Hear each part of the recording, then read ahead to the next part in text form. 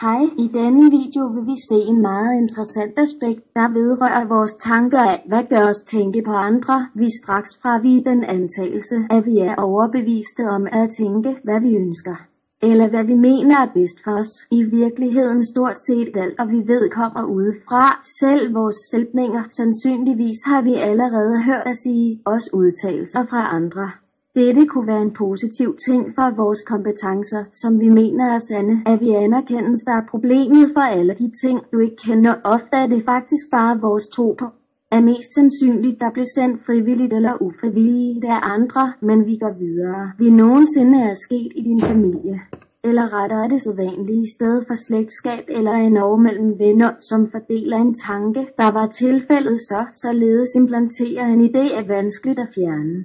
Og det ofte gælder for mennesker, at en religiøs idé er de tanker. Mange mennesker, når de observerer en ting med besvær ændringer, siger, at mange af de ord, og vi får at vide, er ofte lille tanke er meningsløs. Lidt som nogle mennesker, der hævder, at et produkt er godt, fordi TV siger, at god. Pointen er derfor ikke tro, hvad vi får at vide. Vi skal følge de råd vi får, men ofte dem, vi får ingen rådgivning, men virkelige fornærmelser. Talen af en person har normalt altid et mål. Denne person i sin tale ønsker at komme til noget.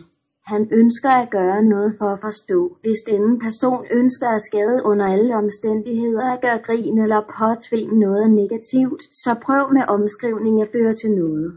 Dette er en vision, men tror ikke alt, hvad du får at vide, fordi i virkeligheden at personen ikke kan vide godt eller ikke ved, hvordan du tror sandsynligvis tale om rygter.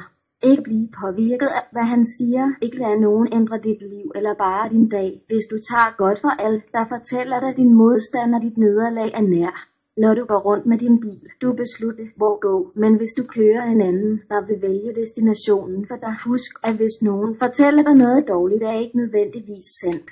En person kan have været påvirket derude fra kommende påvirkninger. Noget for dig er ikke vedrører dig. Den blotte sin bevidsthed er i sig selv et forsvar, så vær opmærksom.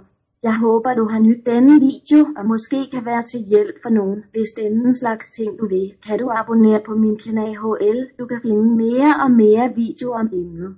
I dag alle ser vi den næste video. Sæt det ud, hvis du kunne lide at kommentere. En hilsen.